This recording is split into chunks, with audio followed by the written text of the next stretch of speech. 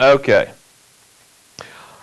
Chapter 2, question 12. The problem says, a jet plane is cruising at 300 meters per second when suddenly the pilot turns the engine up to full throttle. After traveling 4 kilometers, the jet is moving with a speed of 400 meters per second. What's the jet's acceleration, assuming to be a constant acceleration? This one's pretty straightforward. Now, the 3 equations that I gave you the other day are, I'm going to use my versions. I kind of waffle back and forth between trying to stay consistent with the textbook, but I'm just going to use my own versions because I checked it on the AP test. They don't really care which version you use, so I'm going to use my version, the one I'm most familiar with, probably the ones you are most familiar with as well. Are we okay with that? Okay. Okay, the 3 equations are acceleration is equal to v final minus v initial divided by the time. We have change of position is equal to v initial times time plus 1/2 at squared. And v final squared is equal to v initial squared plus 2 times the acceleration times the change of position.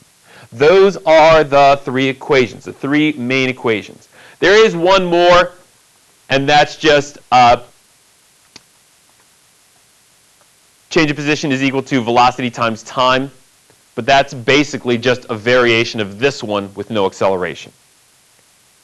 And I really hope you can do speed is equal to distance divided by time without me having to write it out on the board for calculations. Yeah, okay, good. Okay, so what information do we have?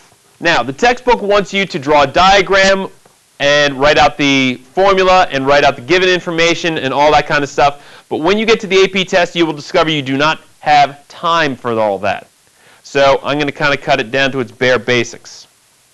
Okay, so jet plane is cruising at 300 meters per second. So 300 meters per second, what kind of information is that? What would that be in terms of these variables? Good.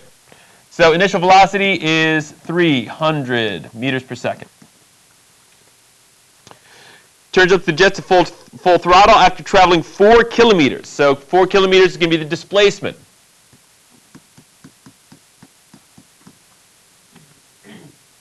The jet is moving with a speed of 400 meters per second. So that's v final. And what we're looking for is the acceleration. Well, this is not quite as direct as it might at first seem. Because we have v final, we have v initial, that's good. But we don't have time. So we can't use this equation, at least not yet. Well, we have change position.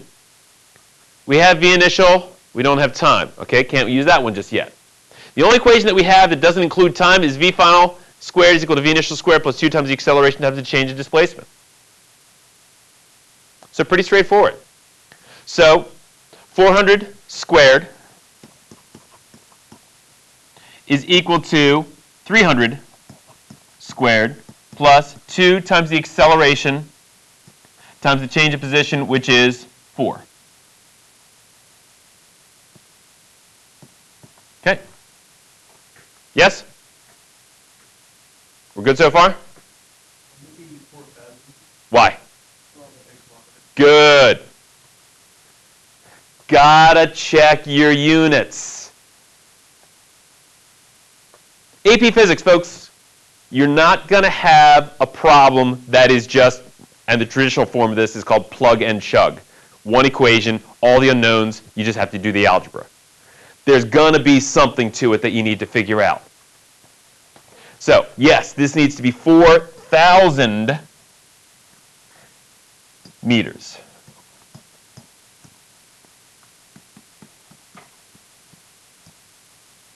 Got to have the units match, otherwise the final answer is going to be meaningless. Okay. 400 squared minus 300 squared divided by 2 divided by 4,000. Anyone have that?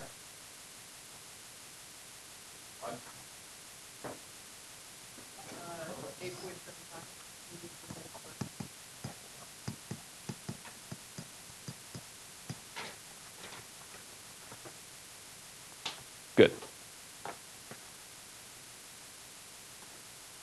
Could we do it the other way? Could we change the velocities to kilometers per second squared?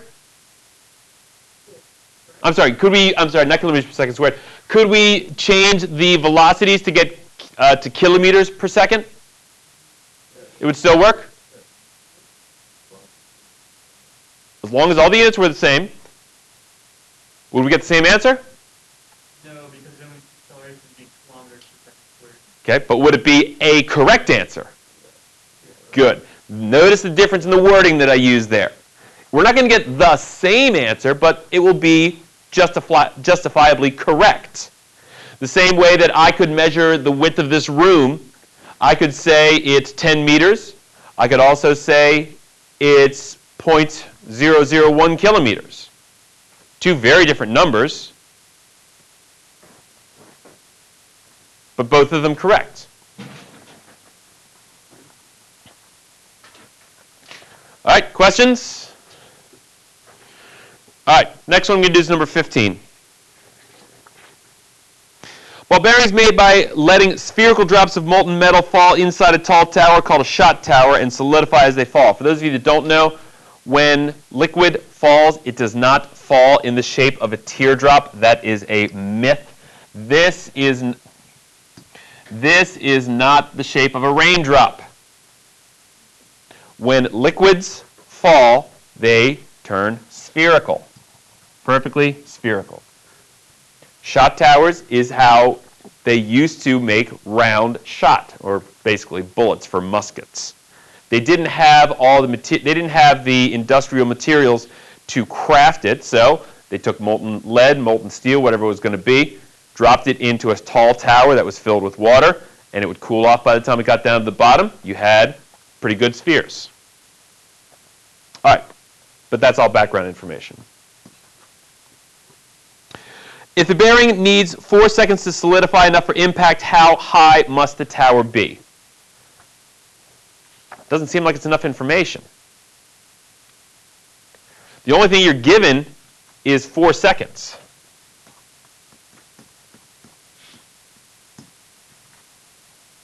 Well, what else can you infer from the description? Okay.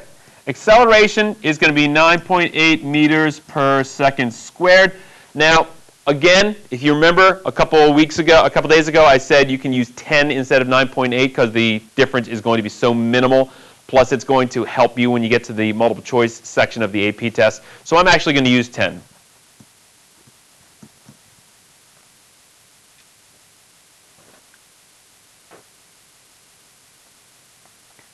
Should I make it negative? Okay. I can, but I don't have to. For those of you that don't remember, I can define the parameters however I want to. I can make up negative and down positive. I can make up positive and down negative. Either way, you have to be consistent throughout the problem, but you can define it however you want to. I'm not going to for the time being, though, because it's not really necessary. All right, what else can we infer? Good, because it says dropped, I believe.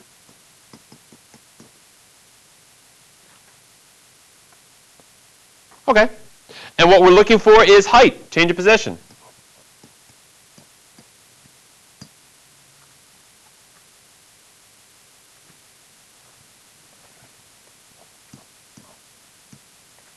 I've seen it done multiple ways. I've seen change in position, just X being position in general. Up here. I've seen X just be general position, regardless of whether it's vertical, horizontal, on an inclined plane, whatever. I've seen it H for height, or being graphical about a change on the y-axis. Any one of those three is fine, whatever you're comfortable with.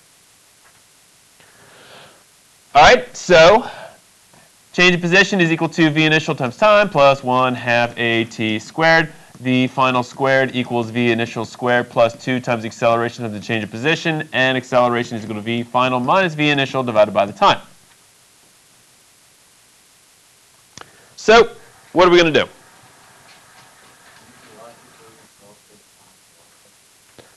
Okay, we could solve for the final velocity using which equation? This one? Okay. And then what? Because we're looking for height.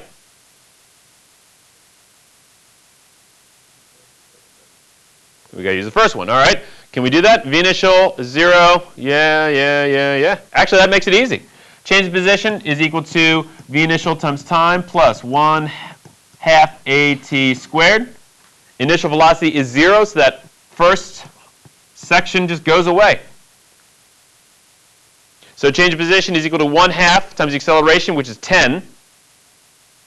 So 1/2 of 10, 5. Thank you. Good. Times time squared. 4 squared, 16. 16 times 5, 80. So the height is 80 meters.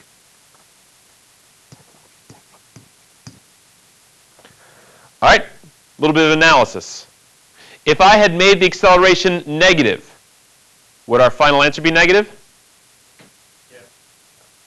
Would that make sense? Oh, no. Based on our parameters? Yeah. Why? Because your temperature goes down. Good. If you define downward to be negative, that means the acceleration due to gravity would be negative, and it's dropping downward. So it would be moving a negative displacement or negative distance. We okay with that? All right. Last one. Number 19. Skiers gliding along a 3 meters per second on horizontal frictionless snow. Okay. Frictionless, no coefficient of friction. We'll get to that later. He suddenly starts down a 10-degree incline and his speed at the bottom is 15 meters per second. What is the length of the incline? Uh-oh. So he's going here, down 15 degrees, down here. 3 meters per second, 15 meters per second. And we're looking for the length of the incline. Inclined plane problems.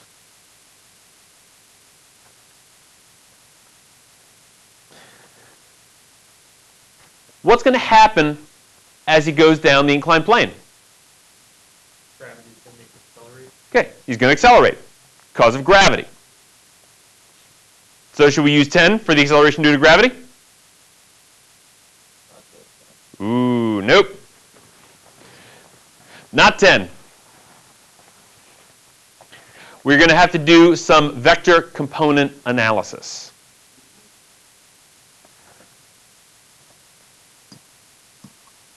So,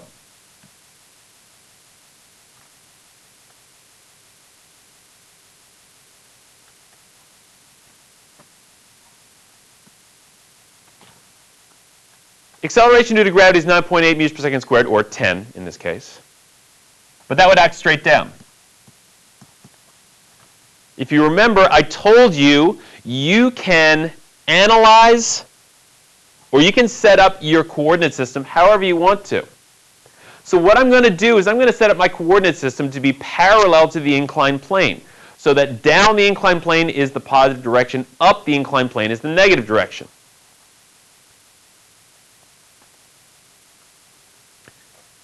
And if you remember first year physics, we did this. What I'm going to do is I'm going to do some substitution. This acceleration vector, I can substitute two other vectors in for that one. Just like algebra, you can do substitution.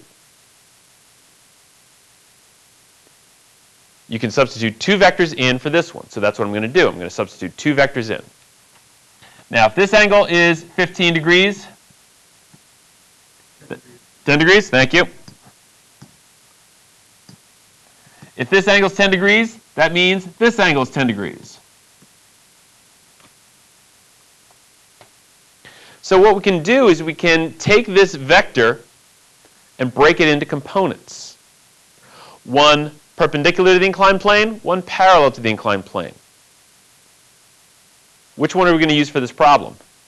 Parallel. Good. So use your trig and see if you can figure out what the acceleration parallel to the inclined plane would look like.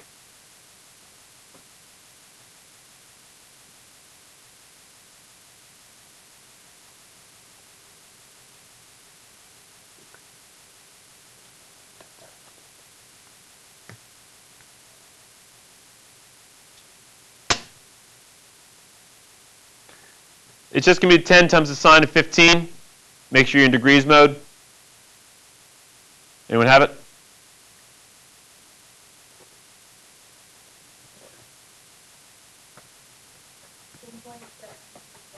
$1.736.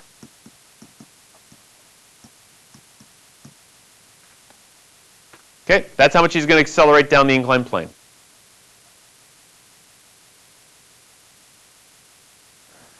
Then you know.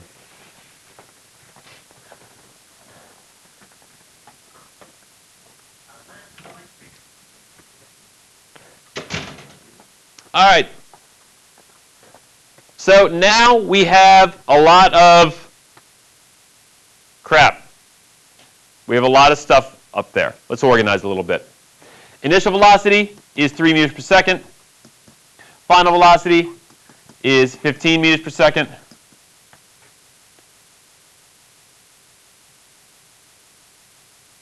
Acceleration is 1.736 meters per second squared.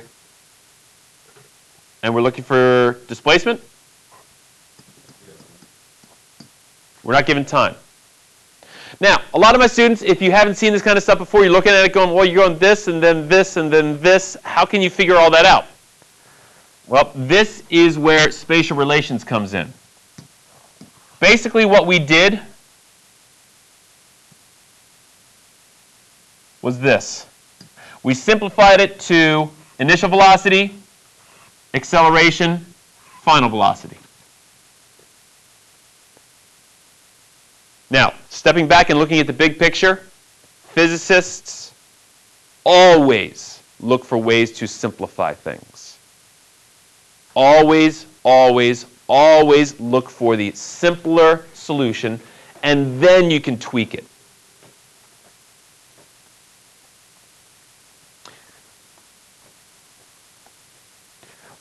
Back when I was in school, Stone Age, yes, however you want to look at it, there used to be this commercial on television, and they had this frying pan on the screen, and it said, this is your, I'm sorry, they'd show an egg, they'd show an egg, and they said, this is your brain. And then they'd crack the egg and say, this is your brain on drugs. You guys ever seen that? No. All right, I'll have to post that on YouTube too. All right, never mind. That kind of kills the story off. We'll figure it out. Oh, and I'm recording this too. Great. All right. So we have initial velocity, we have final velocity, we have acceleration, find the displacement. So displacement is going to be v initial times time plus 1/2 t squared. Can't do that one. V final squared equals v initial squared plus 2ad. That'll work.